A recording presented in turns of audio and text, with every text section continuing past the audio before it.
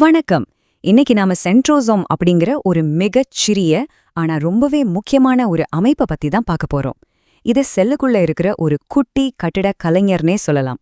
இந்த அற்புதமான அமைப்பு எப்படி வேலை செய்யுது, ஒரு உயிரை எப்படி உருவாக்குது அப்படிங்கறத ரொம்ப தெளிவா சுவாரஸ்யமா இந்த தொகுப்புல நாம புரிஞ்சுக்க போறோம்.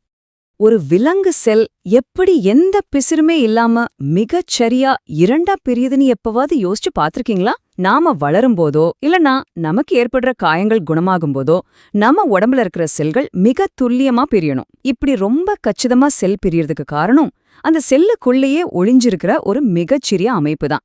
அது என்னன்னு வாங்க தேடி பாப்போம். சரி, இப்போ இதுக்குள்ள கொஞ்சம் ஆழமா இறங்கி பாப்போம். இங்க நாம பாக்குறது ஒரு சாதாரண விலங்கு செல். இதுல நடக்கிற எல்லா வித்தைகளுமே சைட்டோபிளாசம் அப்படிங்கிற ஒரு குறிப்பிட்ட பகுதியில தான் நடக்குது. சைட்டோபிளாசம்னா என்னன்னு கேக்குறீங்களா? அது செல்லுக்குள்ள இருக்கிற திரவம் நிறைஞ்ச ஒரு இடம். இது ஒரு மூலக்கூறு சூப் அப்படின்னு கூட நம்ம வச்சுக்கலாம். இங்கதான் செல்லோட எல்லா நுண்ணுறுப்புகளும் அப்படியே மிதந்துட்டு இருக்கு. இப்ப நாம விஷயத்துக்கு வருவோம். இந்த சென்ட்ரோசோம்னா என்ன? சென்ட்ரோசோம் அப்படிங்கிறது விலங்கு செல்களோட சைட்டோபிளாசத்துல இருக்கிற ஒரு நுண்ணுறுப்பு. இதோட வேலை செல்லுக்குள்ள இருக்கிற நுண்குழல்களை, அதாவது மைக்ரோடியூபியூல்களை சரியா ஒழுங்கமைக்கிறது தான். இங்க நாம கவனிக்க வேண்டிய முக்கியமான விஷயம் என்னன்னா, இது ஒரு சவ்வு இல்லாத அமைப்பு. சவ்வு இல்லைன்னா அதுக்குன்னு எந்த ஒரு வெளிப்புற தோலோ உரை மாதிரியான அமைப்போ கிடையாது. அது பாட்டுக்கு சைட்டோபிளாசத்துல எந்த தடையுமே இல்லாம சுதந்திரமா உட்கார்ந்திருக்கும். இதுல உங்களுக்கு எந்த குழப்பமும் வந்துடக்கூடாது. அதனால சென்ட்ரோசோம் அப்புறம் சென்ட்ரியோல் இந்த ரெண்டு வார்த்தைகளுக்கும் உள்ள வித்தியாசத்தை நம்ம முதல்ல புரிஞ்சுக்கணும். சென்ட்ரோசோம் அப்படிங்கிறது ஒரு முழுமையான அமைப்பு, ஒரு ஒழுங்கமைக்கிற மையம்னு சொல்லலாம். ஆனா சென்ட்ரியோல் அப்படிங்கிறது அந்த சென்ட்ரோசோமை உருவாக்குற உருளை வடிவான ரெண்டு எந்திர பாகங்கள். ரொம்ப சுருக்கமா சொல்லணும்னா ரெண்டு சென்ட்ரியோல்கள் ஒன்னா சேர்ந்தாதான் ஒரு சென்ட்ரோசோம் உருவாகுது. இப்போ ஒரு சென்ட்ரியோலோட உடற்கூறியல் எப்படி இருக்குன்னு ஒன்னொன்னா பாப்போம். முதலாவதா இத பாக்குறதுக்கு ஒரு உருளை வடிவில் இருக்கும். ரெண்டாவதா இது டியூபுலின் அப்படின்னு சொல்லப்படுற ஒரு புரதத்தால உருவானது. மூணாவதா இதுக்குள்ள மைக்ரோ டியூபியூல்கள் இருக்கு. மைக்ரோ டியூபியூல்கள்மா வேற ஒன்னும் இல்ல, டியூபுலின் புரதத்தால ஆன ரொம்ப சிறிய கடினமான குழாய்கள். இதுதான் செல்லுக்கு ஒரு உறுதியான கட்டமைப்பு ஆதரவை கொடுக்குது. கடைசியா நம்ம ஏற்கனவே பார்த்த மாதிரி இது சுத்தி எந்த ஒரு சவ்வும் கிடையாது. இப்போ நாம பார்க்க போறதுதான் ரொம்பவே சுவாரஸ்யமான ஒரு விஷயம். 9+0.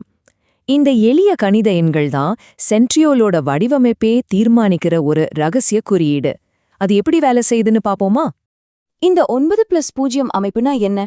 சென்ட்ரியோலோட வெளி விளிம்புல பாத்தீங்கன்னா 9 மைக்ரோடியூபிள் தொகுப்புகள் இருக்கும்.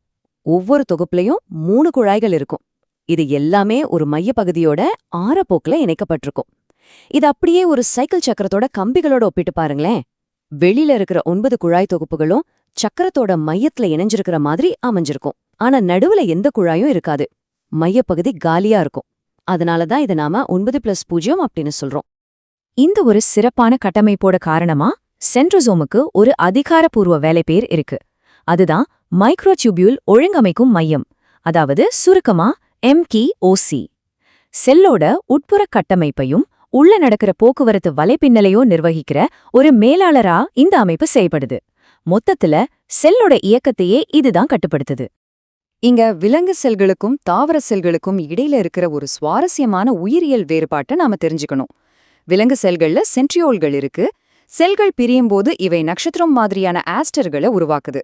ஆனா தாவர செல்கள்ல சென்ட்ரியோல்கள் அறவே கிடையாது. அதனால ஆஸ்டர்களும் உருவாகிறது இல்ல. இந்த ஒரு குறிப்பிட்ட கட்டமைப்பு விலங்கு செல்களுக்கு மட்டுமே உரித்தான ஒரு தனிச்சிறப்பு.